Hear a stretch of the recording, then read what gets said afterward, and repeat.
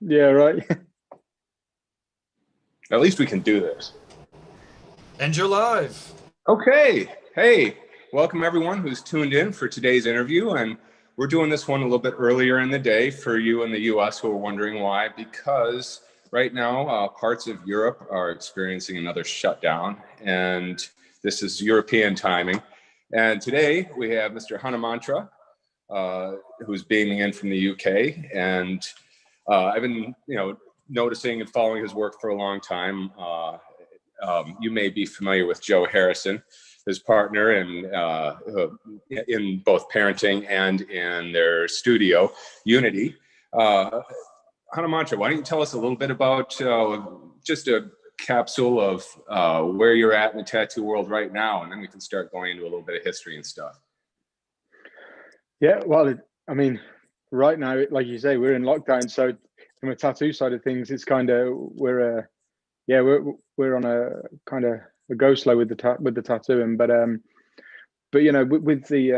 with this being back in lockdown and unable to tattoo, it's kind of nice because in the last lockdown we really got a chance to, both Joe and I know for a lot of people who tattoo or who are in the creative industry, they got time to really focus on work that maybe they constantly gets put to the back burner because you've got other priorities that take over.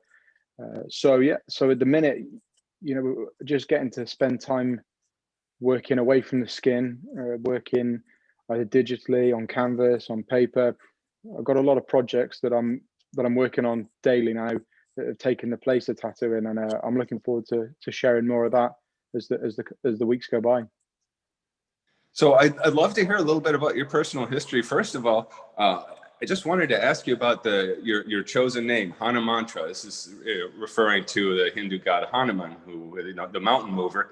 Want to tell us a little bit about that reference and why you chose it for yourself?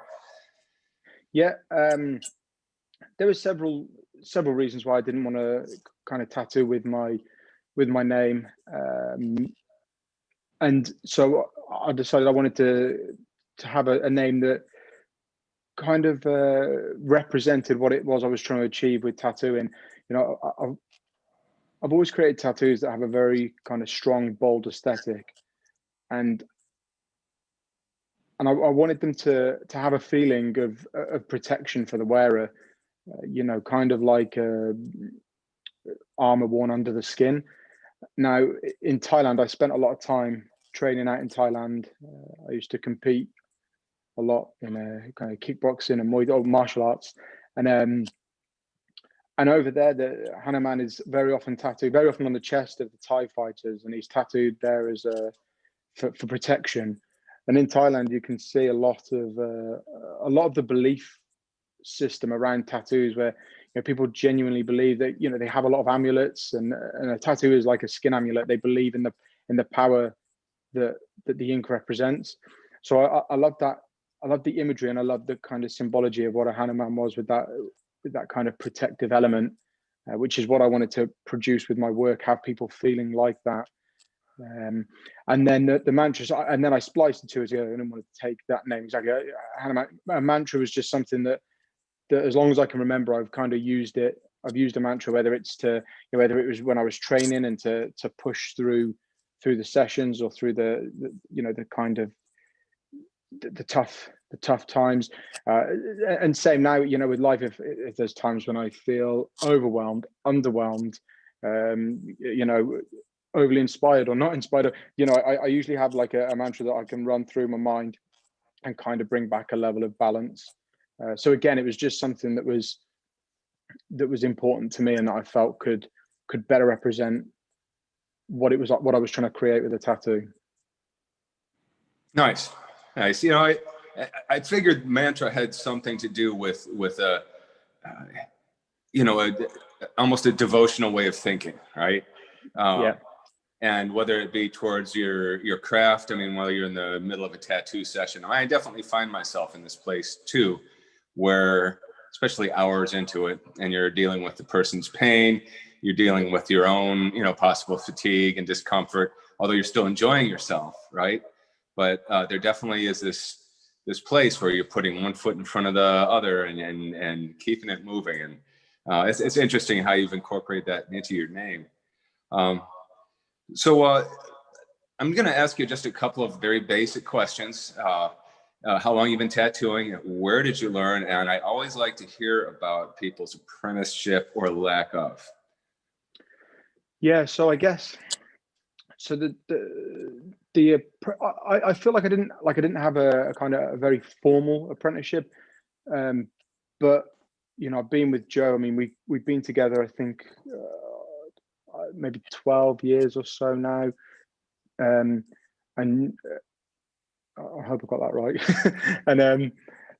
and she was a huge kind of a pivotal moment for me and tattooing, and really kind of showed me.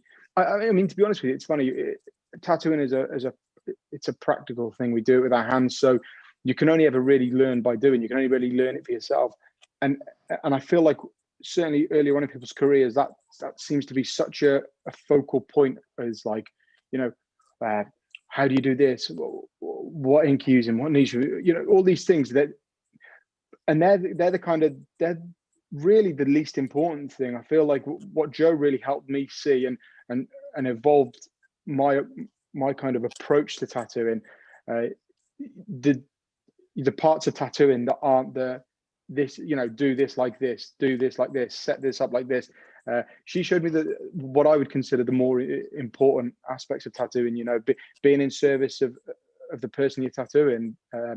You know, approaching it with respect and you know, with respect and prioritizing your client over yourself. Really, you know, she was really instrumental in that.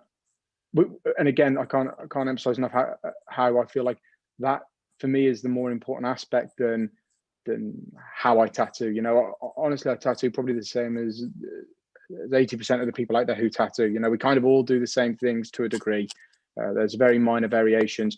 Where there is huge variations, though, and I do, you know, there is massive variations is how people approach it, what their intentions are, the level of kind of respect they have for the people who are handing over their skin.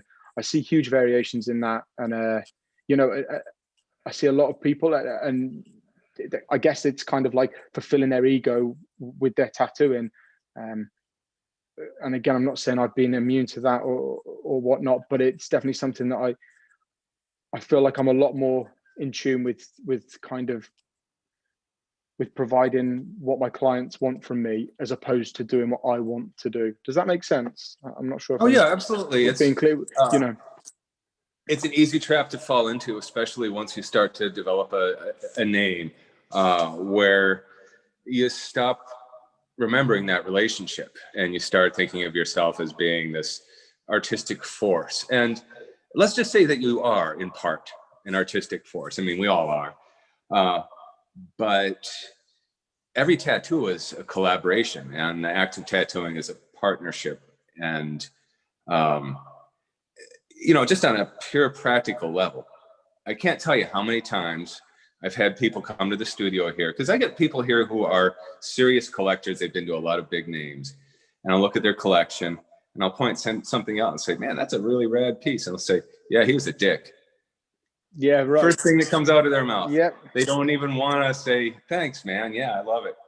Because they don't, because they got a dose of bad energy when they got the piece, and it doesn't matter that it's masterfully done.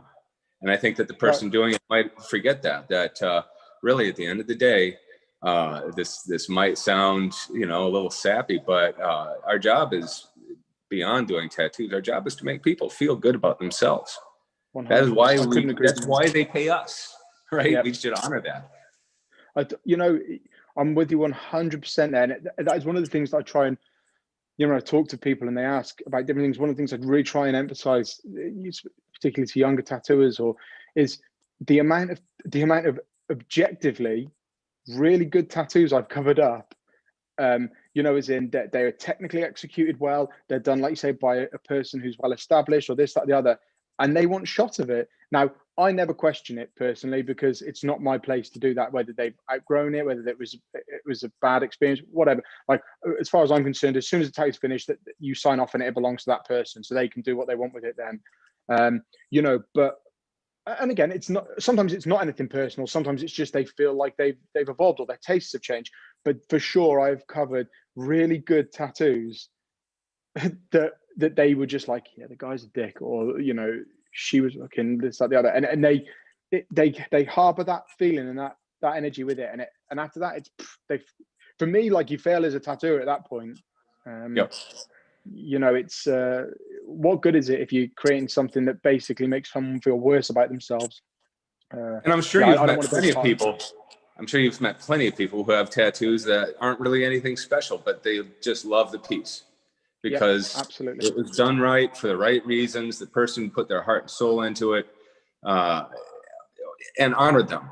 You know, listened to them, gave them the tattoo they wanted to the best of their ability, and let them know that it was important that they got that they were there for them. And you know, you don't have to go over the top with this stuff. You don't have to lay it on too thick, but people know the difference. They're not dumb. I think that as tattooers, we can be a little spoiled because, you know, I think about my own collection, and there were a few, like, in the very early days when I was, you know, very young, when I had what was more like everybody's tattoo experience, where I was just this young kid getting a tattoo. But mostly the tattoos I've exchanged with others, they've been acts of friendship and you know, community, because, you know, I'm embedded in this industry, and the artists that come through here, we tattoo each other, and it's not the experience that collectors have when they come to us. We need to check ourselves every once in a while. So it's not just the pain of going through the tattoo. There's this additional level of, you're nervous. You don't know what this person is going to be like, who's about to work on you, do this life-changing thing to you. And maybe you've even been disrespected in the past, and you're carrying a little bit of that, and you're worrying about it. So it's easy to forget that. And I try to remind myself, because I know I don't do this every time. Especially, like, I had a client recently who was very nervous, and I could tell he was a little awkward about it at first, and he wanted to really do a lot more numbing than people normally do, or that I would even recommend. But I let him know, listen, I respect that. It's all good. And you could see it's, you know, and it made the rest of our conversation so much easier. Yeah, it's funny. So when I tattoo with people, I generally, so everything I do, I draw on, and for larger work, it's a standard, like, to start larger work with me, it's 2 days. So I do a day of drawing, and then the following day we commit the lines to the skin. So that's just how I do it. I don't deviate from that. And I can see sometimes I get people, and they're very, like I say, they've got that kind of nervous energy when they come into the studio at first, and you know, the first half an hour is me kind of just going, like, reassuring them, really. I mean, I do it, you know, for their benefit. I you know, try and, you know, comfort them. I mean, they know what they're going to get to a degree because they're aware of my work, and that's why they're there. And I'm very kind of upfront with how I do my work and my approach to it.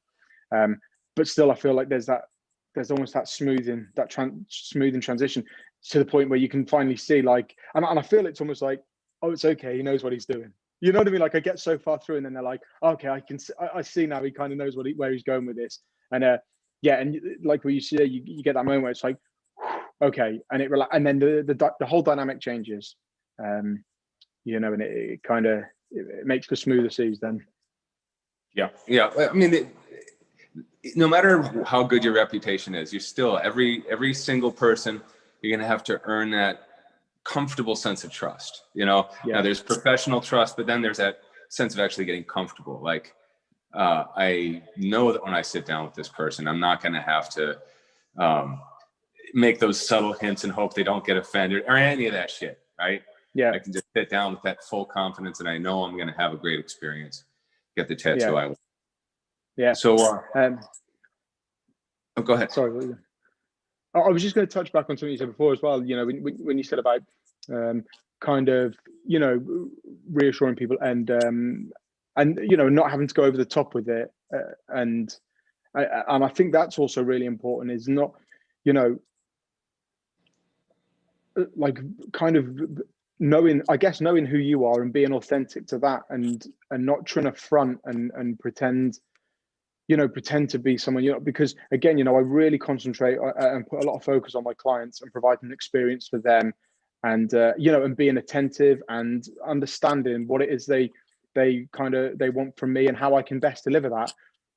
That being said, I'm also not, I'm not someone that's just gonna, I'm not a pushover with stuff either. I feel like I've earned my stripes, and and I'm at a point where I know what I'm doing and I understand this, and so I won't get pushed around either. Do you know what I mean? There's that fine balance with it of,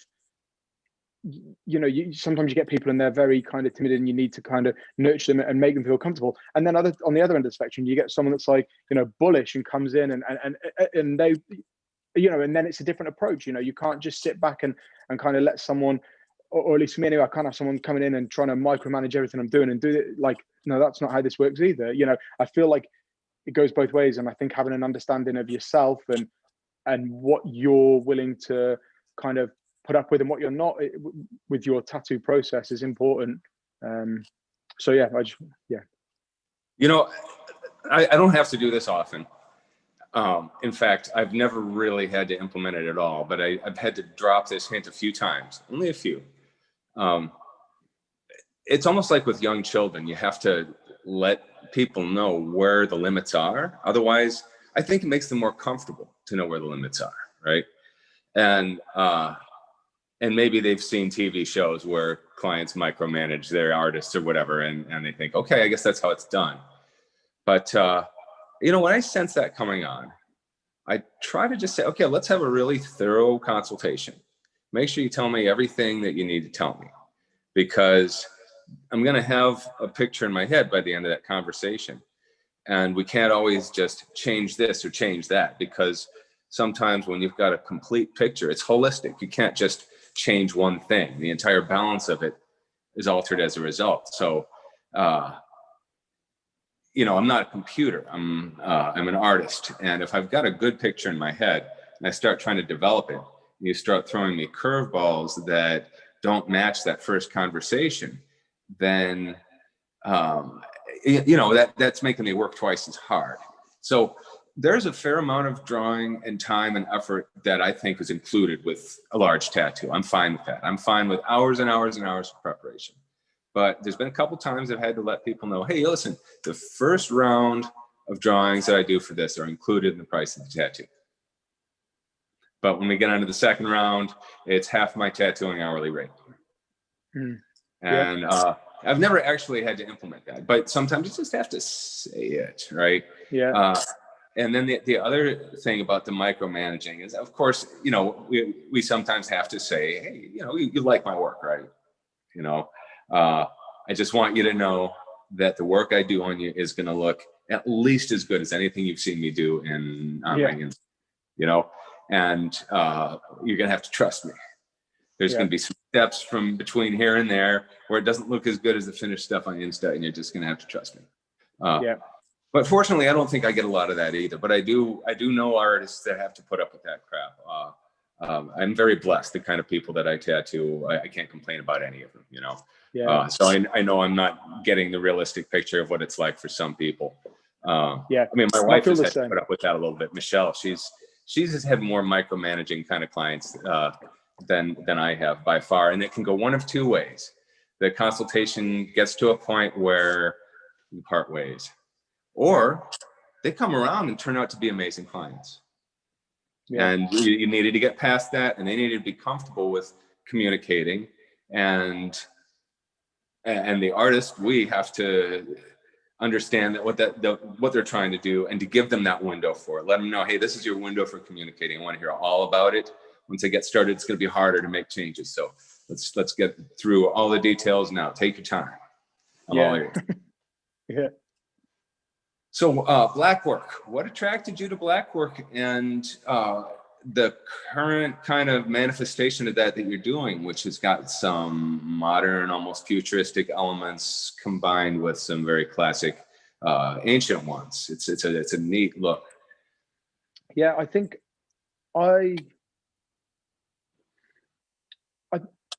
I mean, blackwork was kind of or I guess what was called like tribal was the first type of tattoo, and I ever got into or saw or was drawn to, and then kind of went through various stages of of being interested in like color, or then like more traditional, or but I kind of always gravitated back towards that that heavier kind of tribal looking, that tribal aesthetic really. And it really was the power of it, the strength of a design, as a visual art. I just think with that, the black ink with the contrast to skin, to my eye, it just makes the most striking tattoo. And then honestly, the history of it, the background in tattooing, the rich history of tattooing,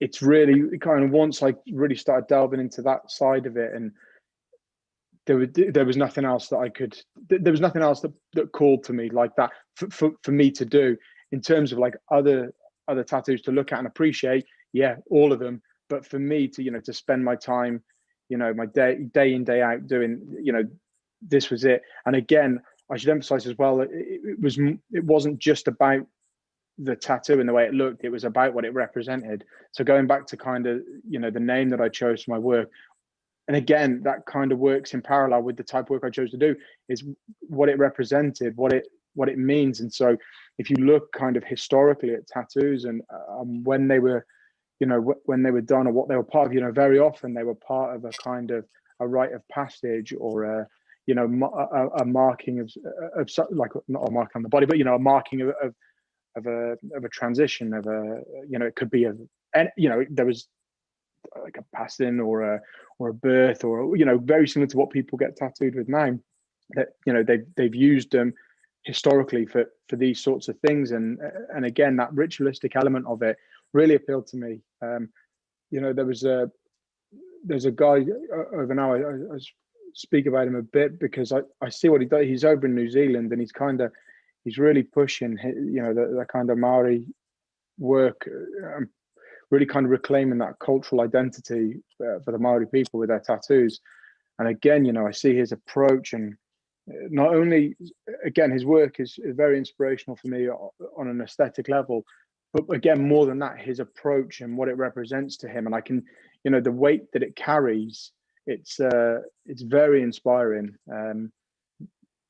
It's one of those, I look at the scale of the work, and the amount of work he's got, and how he's really bringing these people together, and bringing a whole culture forward. I look at it, I'm like, fuck, man, what am I doing? It's kind of like, it's very humbling. So what is this artist's name? His name's on Instagram, it's GTOY, TOI. It's Gordon Hatfield. He had some books, I think it was like in the 90s, dedicated by blood, I think it was, but he's still just smashing it now. He's been doing this for a long time, and again, his body of work and the scale of his work, it's fantastic. So when I was first wanting to get into tattooing, so this was a while ago, 32 years ago, the books, some of the only books that were out on the subject that were easy to find were Ed Hardy's Tattoo Time books. Do you have those? You familiar with them? Yeah, I am. Where they are, you can't. It's on the other wall, but it's just fucking book. Like, everything's right. Yeah, there's books. Yeah, everywhere. we've got one of those phones. Yeah. But so new tribalism. At the time, that was just so groundbreaking. We hadn't seen it. Anybody who had had no exposure to Islander tattooing had just not seen this stuff, right? And this is the first time I'd seen Leo Zaletta's work. And he's the man. Yes, and an amazing person too. But there's a piece in, I don't know if it's in that particular one, it might actually be in the Rock and Roll Tattoos edition, but Music and Sea Tattoos. But it's a sleeve that Leo had done on this guy, Ron Athey. And it is just all these very bold diagonals, about 1-inch stripes, some straight up and down, and bold diagonals. And I noticed you're doing a lot of that. I was just wondering if you're familiar with the piece, because I remember seeing that piece on Ronnie and just being completely blown away. And so I would say, like, I still look at Leo's work now. You know, I still look there for inspiration. He's still, for me, one of the most inspirational tattooers. You know, I mean, I can't overstate the impact that he's had, not only on my career, but, you know, within tattooing generally. And for sure, I know, because Leo's got a similar kind of setup on his arm as well, actually, with the kind of, right, you know, for sure. I'd say the stuff I'm doing now with that very, like, kind of linear movement, it's not necessarily consciously from there, but for sure, you know, everything Leo's done, I've probably seen and I've been inspired by it some way, shape, or form. I'm just trying to, with the very linear stuff at the minute. I kind of, a couple of years ago, really started looking at kind of a lot of calligraphy stuff, and that was with the movement of a brush. I have a good friend, Gordo, who does calligraphy, and I spent time working with him. I'm familiar with Gordo, yeah. Yeah, okay, cool. So I think there was elements of that came in as well. But, like, you know, again, it's just, I feel like that's what my work is. It's just like a melting pot of different things. You know, again, you know, yourself and the kind of the biomech scene, and, you know, there's guys like Marcus, and, you know, I'm familiar with all your guys' work. And again, it's, you know, biomech, you know, doesn't have a big presence over in the UK or in Europe, I don't think. I know, like, again, there's Marcus and there's different people, but for me, again, it's always been something. It's like, it's super similar to the work I do. It's just like a color 3-dimensional version of it, right? But it works on kind of form and structure and shapes. And again, I would, you know, I would be lying if I said that I hadn't seen your work or Marcus's, and I hadn't, like, taken shapes and worked with them. Again, you know, it's kind of, again, I look at a lot of things.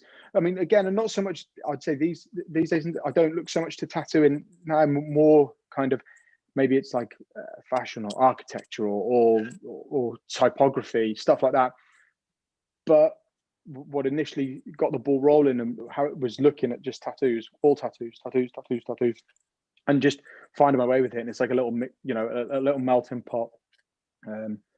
So yeah, for sure, Leo's work and that them diagonal ones that you're referring to will have had somewhere in the back there, will have had a play in what I'm producing now, the same way as kind of, you know, the stuff that I was drawn to with Gordo's work, it has its play. And it's interesting because just recently I've really started going back with, like, you know, just sat waiting to do some, just sat waiting. I got, like, biros, and and now I feel like, you know, I'm just spending time with biros, just, you know, moving my hand on a piece of paper. And now it feels like all of a sudden, all the curls are coming back here. Like, there's a real mix now with, like, those lines and curls. And for like the past maybe couple of years, it's all been very hard and straight edges with little flicks. And now all of a sudden the curls are coming back in, and, you know, it's just, yeah. Well, you know, it's fun to do it all. And, you know, to reference Marcus again, he's definitely done a lot of both. You know, you'll see things he's done that, you know, it's funny. You talk about tribal and bio. I've heard bio referred to as transformer tribal, right? And especially some of Marcus's more mech stuff.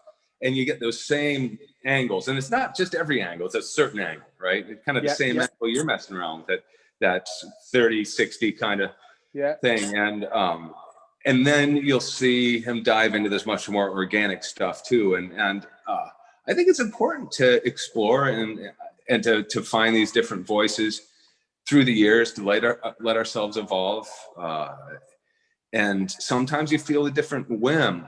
You know, when I draw, I try to honor my hand, and I figure our hand has movements built into it. The way the hand is built, the architecture of it, the muscles, the bones, the preferences that it has, the movements that feel good. So when I draw, I usually start it small, like within the jurisdiction of where my hand can reach without having to lift up, right? Yeah. Even my back pieces start out small like that, but there are movements that come naturally to the hand. They're going to be a little bit different for each artist, right? Somebody might make an arc like this, while somebody else with the same movement is going to be more inclined to do an S curve. And we're all built a little differently. And so when you think about something drawn in an artist's hand, it's a literal thing. Yeah. And I think, again, that's one of the, I would say that's one of the real key and important things about drawing your stuff, drawing designs. And, I think there's quite a lot of tattooers now that, a lot of it can be traced, there's a lot of tracing, and maybe it's stenciled on, or it's, it's maybe like cut and paste almost and done just on a computer and these sort of, and there's no knock on that. It's a different thing, but it's interesting because for sure there's ways that your hand, like I couldn't agree with you more, because I know if I'm struggling to draw something, if I'm feeling a bit flat and not very inspired, and I'm talking more now like on an artistic, like if I've got a flat piece of paper in front of me and I don't know what to do, there's movements that my arm will start making. And I know if I just keep doing those for a little bit, then all of a sudden there'll be a glimmer of something which I can hang on to. And then I start building off that. And then all of a sudden, like, 15, 20 minutes down the line, and I'm looking at it going, this has got legs now. There's, now I'm onto something. Whereas if you'd have asked me half an hour ago, 45 minutes ago, it's like, this is shit. I've got like, what the fuck's going on here? And it is really like working through that frustration, or even better, if I can nip it in the bud and not even find that frustration, just trusting the process. But again, there's just those movements that feel good that and I think, I think a lot of people, I think we all kind of have that, like at school, I think about how when you're bored at school, you just get a biro, right? Like I say, like I do there, I just had a fucking biro and I was just, I was sat waiting for stuff, so I just start moving my hand on the paper with a biro. It's, I think most kids did that at school. You just, if you're bored, you start doodling. There's something in that. There's some therapy there. Yeah. My doodles were a lot more deliberate. This is a spaceship, and they got me in trouble usually. So, not to divert too far off of our subject here, but let's talk a little bit about the intersection of tattooing and the mixed martial arts world, since this is one of your subjects of interest. Yeah. You talk about power totems and things like that. MMA fighters, they'll often get these tattoos that have very bold, very, of course, I think athletes, when they get tattooed, they do better when they get things that are very strong, simple, bold, look good from a distance. But of course, they also want to have personal significance. But, you get a guy like Dennis Rodman who covers himself with pieces that up close might look really good, but from a distance, it doesn't look like much, right? It's crazy, isn't it? When you see like in the UK, like, football's big, like, or soccer, and it's crazy, but it's like, it's almost a standing joke. It's just generally how bad, like, these guys got all the money in the world. They got, and it's still, it's like, it's crazy. They do, what it is?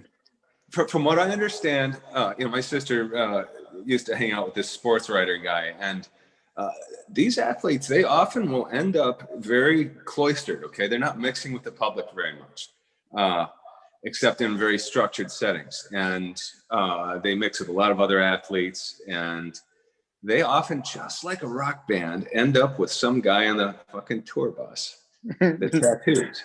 And this is the same reason why you've got so many really top level musicians in the same boat with kind of tattoos. It's like, come on, you can just get on the internet and start searching, and in 10 minutes you'll find way better stuff than that. Look up the name, find their studio. Oh, yeah, our tour hits that in 4 weeks. Okay, I'll look them up. And damn straight, most of them are going to make time for you, but no, that's not what happens. No, I know, it's crazy. I can't get my head around that. Yeah, I can't get my head around it. It's a different world. I mean, that's what I try to remind myself. It's just a different world. Like, there might be things that are obvious to other people that we tattooers would never get. In fact, I'm sure there's plenty. Yeah, for sure. But so the MMA thing. So, like, martial arts has been a kind of, like a foundation or a building block in my, my personality and who I am today. It was the first thing I did that was mine, if that makes sense. Like, it was something that I wanted to do. There was no pressure to do it. There was no expectation and nothing like that. It was just, I wanted to do that. How old were you? I was pretty young. Can't remember, but maybe my dad finally took me when I was like, I'd say like 9 or something. Okay. I think that something like that. And again, and the desire to, like, that was probably a year or 2 of me nagging him to take me. So it was probably somewhere around there. And like, that was something that was for me. Like, there was no expectation. There was nothing like that. I wanted to do that. And it's one of those things. I don't know, like, I don't train like I used. I mean, I don't train at all like I used to. It's, it's not a full-time thing for me anymore. It's something that I do as and when, and I do it for enjoyment and to try and stay somewhat healthy and fit. But it will always be, I feel like it'll always be a huge part of my life. It was so kind of instrumental in helping me grow and move into myself. But it's interesting because when I kind of decided, like, actually, I'm not going to do this anymore. It was a very difficult, I find it very hard to step away and not be that person, and that not be part of my identity, someone that competes on a regular basis. But it also taught me a lot about, it taught me that I was a lot more than just than just being that guy. And it's the same now, it's interesting, but it works with tattooing for me now. Like, it's very easy with tattoo or anything really, if you're into it. But, for me, it's very easy for me to get wrapped up in tattooing and not really see anything outside of it. And then every now and then I remind myself, I see the pictures up on there, and it's like, yeah, I had another life at one point. Like, that was, tattooing was a back of the mind thing, or it was there are times when things happen and that time's passed, and now this is the time for this. But, I as I feel now, I think I want to have longevity with tattooing, and I want to be doing it until I'm in my 60s or something. But that being said, I've already gone through one cycle of something and found another. And if 5 years from now it was no longer serving me, as in, it no longer brought fulfillment into my life, or it wasn't viable anymore, then I'd go through, I know that I can go through that transition, and and kind of, I don't anchor my identity too heavily onto just a thing, which is, again, it's easy to do when you're younger. And like I say, what I did with martial arts, I think that's why you see these, you see youth cultures, because you want to belong, and you want to know who you are and where you fit in the world. And that's a lot easier to do when you've got kind of a bedrock that you can build upon. Whereas now, tattooing is just it's a huge part of my life, but I'm also a father, I'm also a partner to Joe. I also have my parents and brother and sister. I've got friends. I've got other hobbies that I like to do. It's part of something. It's part of me. It's something you do. It's not me. Right. Yeah. You know what? I think that parenting teaches you that more than anything else. Anything that you thought was your identity before that, parts of it almost become laughable. You think that was important? I actually thought that was important. It's like, I have a choice between doing that and sleeping. I'm going to sleep. Yeah. Right? Yeah, 100%. That comes up a lot, but just in terms of the fulfillment that you get from things, and knowing that you're doing something that's got depth, that's got lasting importance. I mean, we all want to do something with lasting importance. And I think as artists, we kind of go back and forth between this idea of, I want to immortalize myself as an artist, or I want to influence people, or be part of something bigger. And yet at the same time, sometimes you just want to make art and enjoy it and not worry about those things. I remember an art teacher once telling the class, while you're working on your project, remember, you're not painting this for the museum, right?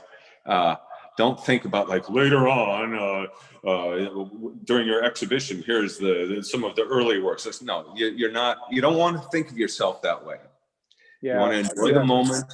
You want to actually recognize when you're having a perfect moment. This has been something I've been trying to do a lot in 2020 because there's a surprising number of them. Constantly they're happening, you know. And if you don't recognize that, they just flutter away. But it could just be you're seeing your child. The lighting is amazing. There's a good feeling in your stomach. You've got a hot tea, and you don't have to be anywhere right now. And it could be as simple as that. Perfect moments don't call for that much, other than just the ability to recognize them. Do you not think as well, though? And I agree completely there. And again, lockdown, you know, has definitely brought that about for me. And I think part of the problem with the way a lot of things are now is that we all think it should be epic, right? We think like it should be fucking like, so yeah, you're right. Like the light comes through nicely. Your kid's there. You got a hot cup of tea. But wait, there's not the fucking music, and there's not the fireworks in the sky, and there's not the, you know, you're missing all the epic bit. And then you strip it all down. You realize that shit doesn't. Well, one, it doesn't exist, and two, that was never the important stuff. That was the garnish. You know, it's like, you know, the real stuff is what you said there. You strip it down, and that's it. It's just being there with your kid. It's, you know, it's being grateful that you've got a cup, let alone a cup filled with hot tea that you enjoy drinking. You know, it's yeah, really, that's it right there. And I think getting wrapped up, and I can say I've definitely been guilty of this, being wrapped up in my ego, where, you know, it used to be a big thing for me. The word I used to like was legacy. I wanted to leave a legacy. You know, I wanted to leave a body of work that was, you know, big pieces and over lots of people and da da da. And it was that I really wanted to leave a legacy. I'll level with you now. As I feel right now, that shit just doesn't really matter to me. I'm honestly not bothered. You know, when I die, you just burn over every picture I've ever done. I'm not bothered. So long as I provide the experience and the tattoo that my client, whatever they expect, I hope I can exceed it, even if it's just by a little bit. I hope I just exceed what was expected of me that day. And if I can do that, then by the end of it all, I can just die a happy man, and I'm not worried about a legacy. It's, you know, I've done it. I've felt that before. I've put untold amount of pressure on myself. I've worked myself into a shit headspace. You know, I've had a like complete meltdown with it, and just, you know, and I'm a better tattooer today, and a better artist today, and a better dad today, and a better person today for having gone through all that, and realizing that for me, like maybe some people it serves them to just go, I want this legacy. I'm going to be completely wrapped up, and this is it. For me, I'm better I'm better to just go, you know, that stuff isn't actually that important. Like I thought it was for a minute, but now I realize I was only really doing that because it was like an ego fueled thing. Like I wanted other people to see. That's for other people, right? Your legacy. It's not for you. It's for other people. It's for other people to see that, and you know, and then it feels good. They clap you on the back, this, that, the other. But no. Well, and they also keep contacting you for work. So there is that side of it. But I hear you. For sure. Best feeling, the very best feeling, when your client looks at the piece at the end of the day and says, "This is better than I expected." You know how that feels, right? It's awesome. Yep. That look when they go to the mirror, and see it for the first time, and you like see. I'm always like, as soon as, like, I'm just going to station the mirror's there. So as soon as we finish, I take my gloves, I'll come around this side, and I go and stand behind them and watch themselves in the mirror, so I can do see the same thing. Oh yeah, there's that look. There it is. So yeah, that, you know, that. But like I say, that's it. And like I say, and hopefully I can deliver a good experience for them, where they'll tell people about how good it was. They'll share what I'm doing, and then have faith in my work, in my craftsman, you know, my ability to execute and design and visualize a piece that is interesting enough for people, so that when I put it out there, more people come in. And you know, let's not rule out epic entirely. There's room for epic, right? Every now and then you're going to do that giant painting or that mural, or you're going to have the big collaborative project with 3 other like well-known artists doing this big thing, and there's nothing wrong with that. And I've had years, like last year, every month I had a couple big collaborations. But you know, it wasn't like lots of live video and everything. I quickly got tired of chasing that. And I wanted to be in the experience because I was enjoying it so much. These are my friends coming to travel and get the tattoos, and the clients getting them are really incredible people that are submitting to this multiple artists at once thing. And so it's epic, but it's on a different level, right? It's the less you care about how it all looks. Hang on. Somebody was just trying to call me. And hopefully it wasn't the flooring guy. But yeah, the less you care about how it looks to everybody else, I think the more you can enjoy it, right? The more real it is to you, the less, you know what I mean? It's like, people get so caught up in how good other people look on social media. It's like, oh man, look how perfect their life is. My life isn't that perfect, and no, those people that have those perfect looking lives, they just are putting more effort into their presentation. That's all. I wouldn't go so far as to call it a lie, but it's certainly not the whole picture. And perfect lives don't exist. There's room for epic, but you really have to make time for it. And you can't do it too often or you burn yourself out, and you don't have the chance to immerse yourself in the everyday, those important things, those truly important things that we were talking about earlier.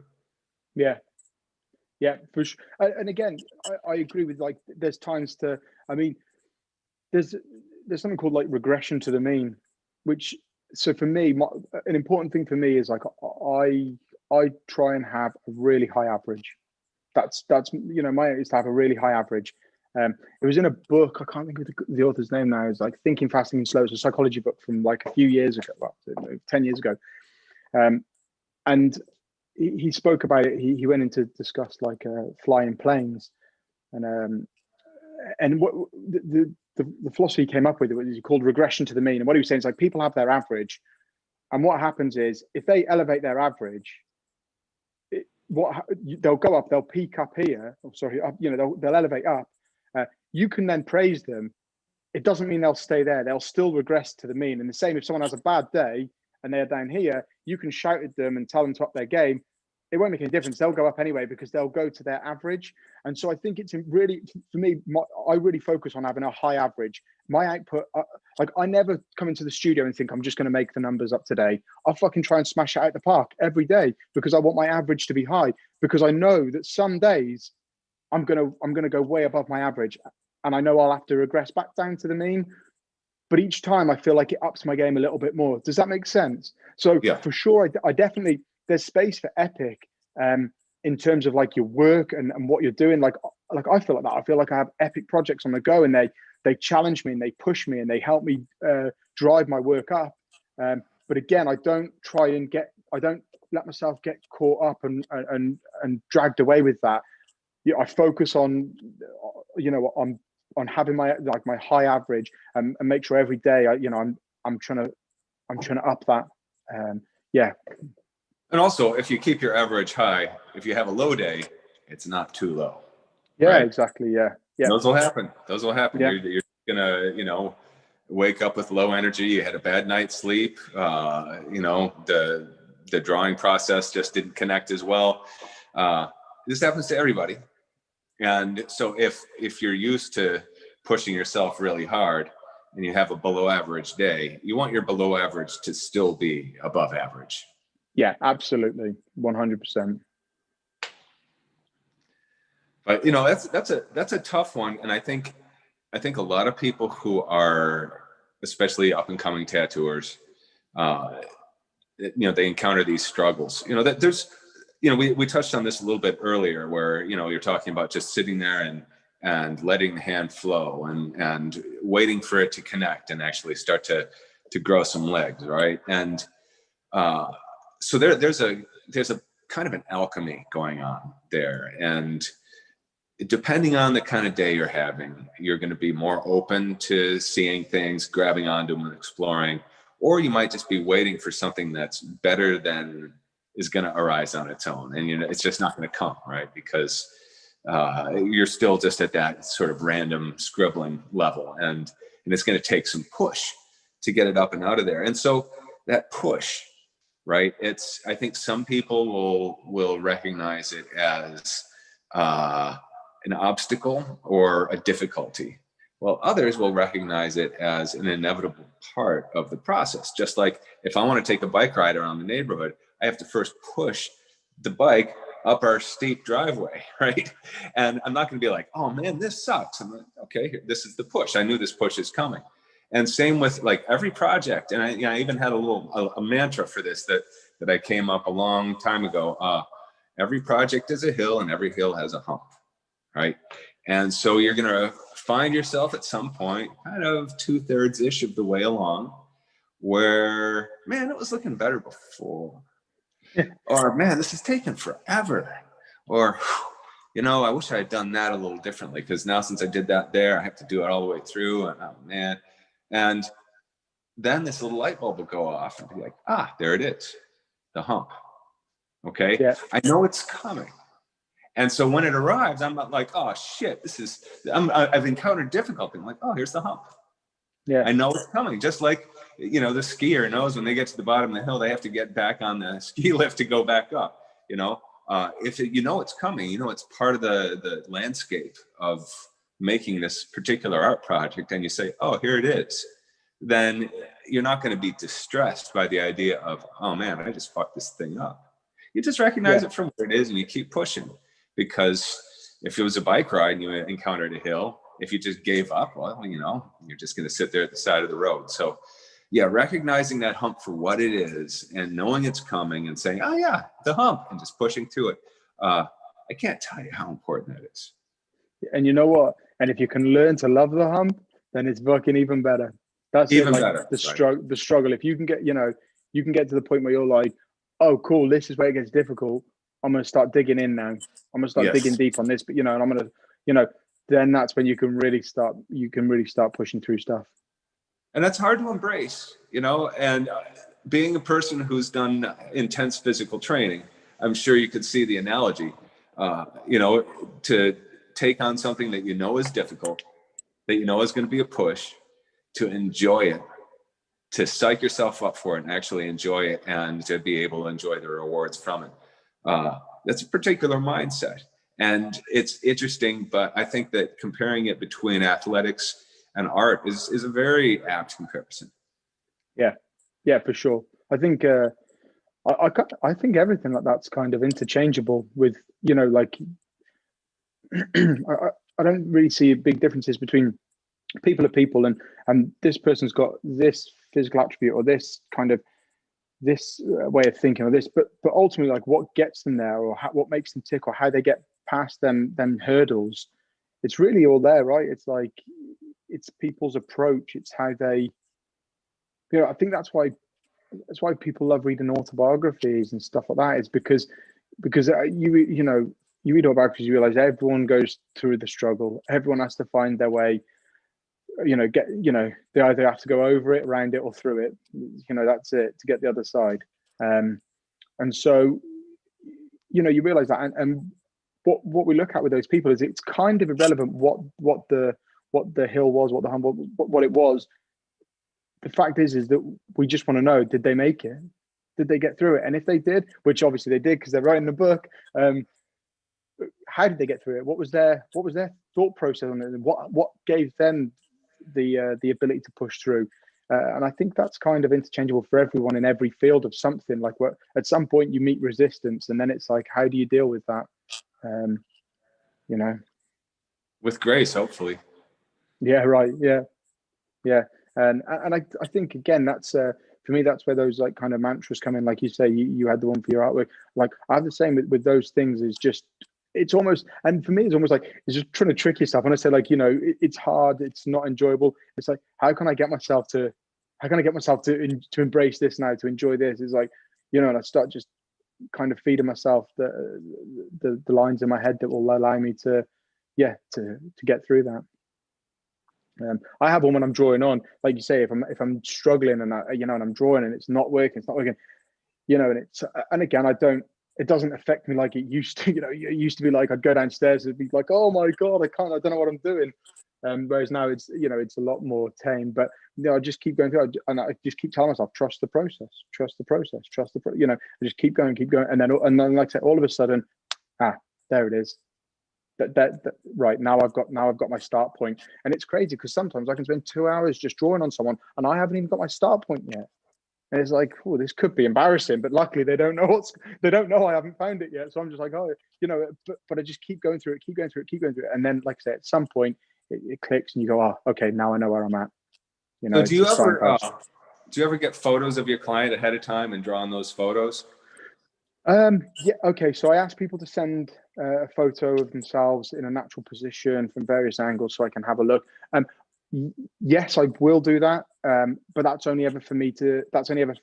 I don't show them to the clients. I used to, but what I found happened is I couldn't get a certain bit to work that I thought would work, and it's just not going to work because I've gone from a flat piece of paper to a kind of a 3D undulating arm or whatever, right. And that shape's just not going to work there. It looks great on a flat piece of paper, and trying to explain that to someone is like, yeah, I know that looks good there, but it looks shit when I draw it on. Trust me, it's not going to work. And then I feel like they got hung up on the drawing I've done on paper. They really like that now, and they want that, and I'm like, yeah, but I can't do that because that's not going to work. And now I feel like they're not going to be happy with what I draw because they've got an unrealistic expectation now. And even if I feel like I always draw better on the skin. Like my drawings are always better once they're on the body as opposed to what I can draw on paper. But it doesn't really, again, it's not just good enough for me to say I'm happy with that. I need my client to be like, I fucking love that. That's awesome. Otherwise, we don't do it. So it's, yeah, I don't do the whole like, okay, here's the design, what do you think? And I get it. It's an interesting approach because I do ask a lot of trust from people. You have to turn up and you need to be able to hand over and trust that that I know what I'm doing and that I'm capable of achieving what it is you expect. But again, I feel like that's the kind of benefit of having been tattooing for a long time and kind of having a body of work. Having a large body of work that shows what you're capable of. I'm not showing like computer mock-ups or whatnot. It's like these are tattoos that I've done. You can see here, this is the style, like this is the kind of the quality that you can expect and the finished product. And I share a lot of stuff. You scroll now. I share a lot of my in progress works. I really like people to see that everything I do is free-handed on. It's drawn directly onto the skin, because I do feel that I don't know if when I say I feel proud of that, it's a bit strong maybe, but it's something that I certainly think has value. The ability to draw a design directly onto the skin. It took a long time to really be comfortable in that process. To just have someone stood there and drawn on them. And like we referenced before, I do feel like from the years of doing it, my arm has a natural movement, and I have designs that I can see and feel as I'm doing them. I think it's a really important aspect of the work I produce. So yeah. Yeah, I mean, I'm also a mostly freehand artist, and I get that. The reason I was asking about the photos of the body part is for the kind of tattooing I'm doing, I find that I just have an easier time starting the drawing or doing those initial scribbles and finding a connection when I can see, there's this cut right here, this bulge right here, this crazy vein over here. And so what I've been doing since I've really only just started using Procreate in this last year. I'm very analog still in many ways. I've been using Photoshop for over 20 years, but the idea of my first drawings, my initial thumbnails being digital is just something I'm still very early on and getting comfortable with. But I like the fact that I can knock out 6 or 7 5-minute quickie sketches without getting attached to them. I can shrink them down small and, okay, I'm going to doodle on it. Well, it's only 2 inches tall, and now I'm going to blow it up a little bit more and go a little farther. And okay, well, that's 5 minutes worth. There's some good stuff here. All right, I'm going to blank that layer and look at the next one. And so I'll have 5 or 6. And sometimes I'll even show them to the client. And I will say, you know, these first three, I really like all of them. The other three, you know, those are kind of my warm-ups. There's some cool parts in them, but I'm just curious to hear your comments. So I'll keep it kind of open like that. And if they say, yeah, number two, I fucking love number two. Well, then if I have equal feelings about the first three, but they fucking love number two, I'm going to roll with number two, right? I'm not going to let them steer me towards a decision that I think would be, you know, a bad design. But at the same time, I think that there is value in me showing them the sketches at that early stage, right? Now, from there, I may go on to doing a much more detailed shaded sketch, in which case I'm going to be a little bit less open at that point. You know, like we were saying earlier, there's a time and a place in the consultation process. But, you know, my clients are almost too open to things sometimes. So I have the opposite problem where they're like, yeah, bro, just do whatever you want. And I'm like, well, I do all kinds of stuff. And I know that there's probably some work I've done that you like more than others. So at least tell me that, and, you know, give me some basis. Because honestly, I actually love being thrown curveballs as long as it's early in the process, right? Yeah. And people asking me to do something a little unexpected, I love that, because I wouldn't ask myself to do that. I just don't want them to hit me with that when, you know, I'm almost done with the drawing or whatever. We've talked about it enough that I've got a clear vision in my head that I'm already feeling really good about. I don't want to curveball then. But early on in the process, I'm all about it. I think it's healthy. You know, guys, but my work definitely evolved and has changed and has become what it is, based on, or in part, and in thanks to doing heavy cover-ups and doing blastovers. And again, it's like if someone comes to me, they're like, I've got this and I want to cover it. I don't mind that, because now I've got parameters to work within, and that's like a curveball for me, because it's like all of a sudden, well, I would have done it like this, but I can't do that now because you want to cover it. So now I've got to come up with a different solution that wouldn't have been my go-to. Okay, so let's see where this goes now. And similar to you, like I asked for people to send me a picture of themselves, and then I asked them to send me any of my work that particularly resonate with, to give me a start point. You know, so once I kind of get that, once I get that point of reference to where to begin, then I can start moving off there. But again, it's like, you throw a big tattoo in there that you need covering, or that's definitely evolved my work more than if I hadn't have had something to cover. So yeah, I completely get that, you know, the curveball where it forces you to think different to what your normal working parameters would be. You get a weird shape with a strange placement. And it's like, okay, if I cover this the right way and make it into something that flows with the arm, but still embraces some of the weird, I'm going to come up with something truly different. Yeah, I got to start a back piece last month where we had cover-ups on both shoulder blades, and one side was a tribal cover-up. And I just absolutely love what that forced the piece into. It ended up creating these four kind of dark vignettes that had this great curling shape to them, because I wanted to work with some of the negative space in that, right? And as far as being a biomech back piece, it just gave it such a structure, you know? Yeah. So yeah, man, I'm all about the cover-ups. So can I just flip this on its head for a little minute? Yeah. Can I ask you some questions? Is this cool? Because I'm really interested in what you've just said there. Is so you design and you have an idea, and then you put on, and then you draw on predominantly freehand onto the body. So when you're doing that, okay, do you have multiple color pens that you go through? Like you have a green, an orange, or something like this? Or, Yes, usually there'll be 3 levels. I do a fair amount of blending and shading, because with your pens. With the pens, because I want to kind of map out my gradients in the drawing stage. And occasionally I'll post some of these drawings. I notice other biomech artists do this too. Jesse Levitt does a bit of that as well.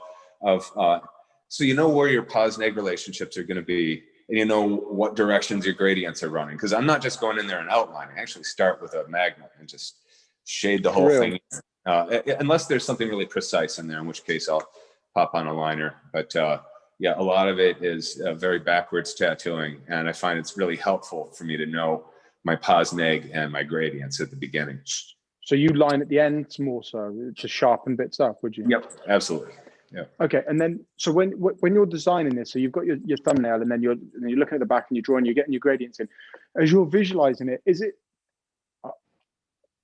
how does it work? Like, so you see this shape coming in here, like is that a very obvious shape? Like this is going to be really dark, this is going to be light, but there's going to be gradients through this light. Like, so do you see it two-dimensional, like as a basic shape, or do you see it from the get-go as like, right, this is having a really like three-dimensional view kind of straight out the gate?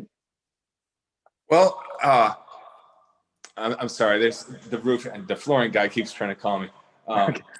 Yeah, you know, the act of visualization, you know, you get a flash in your head of seeing something, but I think that, you know, it's not like you got a computer generating it in your head, right? It's more like you get a sense of what it's going to look like and kind of a list of the procedures of what you're going to do to get it there. You know, there's this, like, what is the whole artistic process going to be, and what is the end result going to look like? The vision is complex like that, right? And and you don't get to truly see the piece until you've actually done it.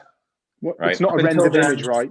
It's like the magnetic pull towards the piece, right? And you sense it, and you're doing everything towards it. But, you know, for example, let's say you've got a big spike, and I'm going to ask myself, okay, how do I want to handle my gradients behind this thing and in it, in order to, you know, am I going to have pos neg relationship or a neg on pos?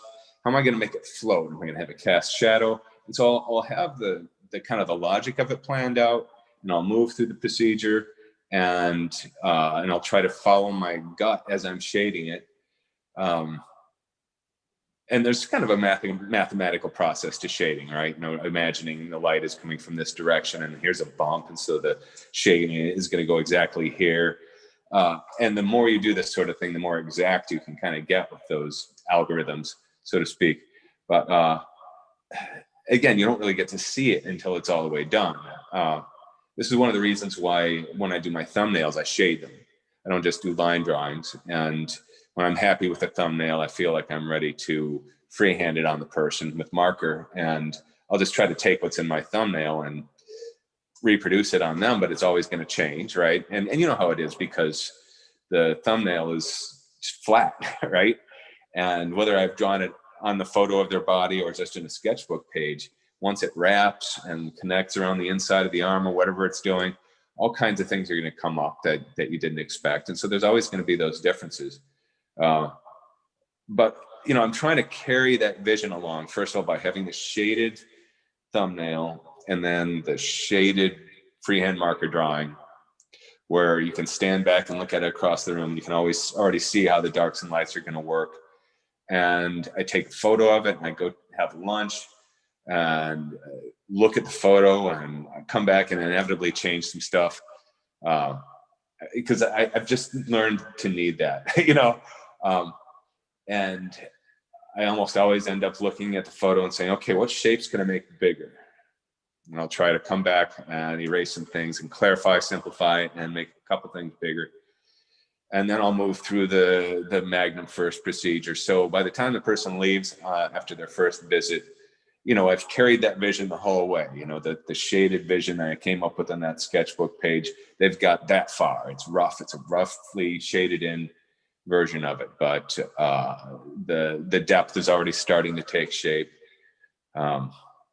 You know, I haven't reduced it too much. You know, I haven't taken this really complex thing and reduce it down to a line drawing and then put this stencil on them, and then a gray line or whatever, and then having to translate that gray line back up into a shaded vision. I've tried to carry the whole the shaded vision of it all the way from the sketchbook page directly onto their skin. Does that make sense? Yeah, that's really interesting. Yeah. So thinking like a painter a lot.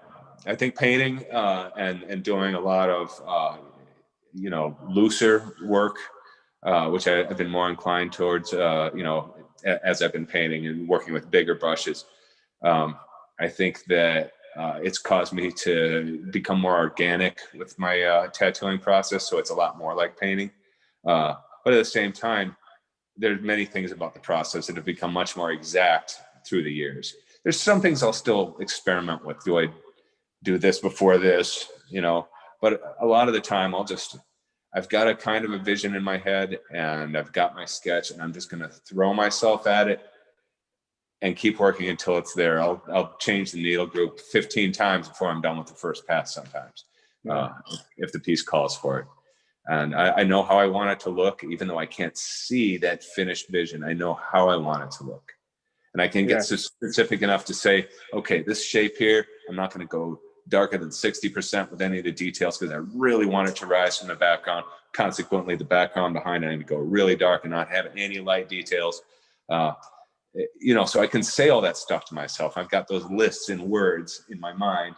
But again, to see the whole thing, I just have to finish it.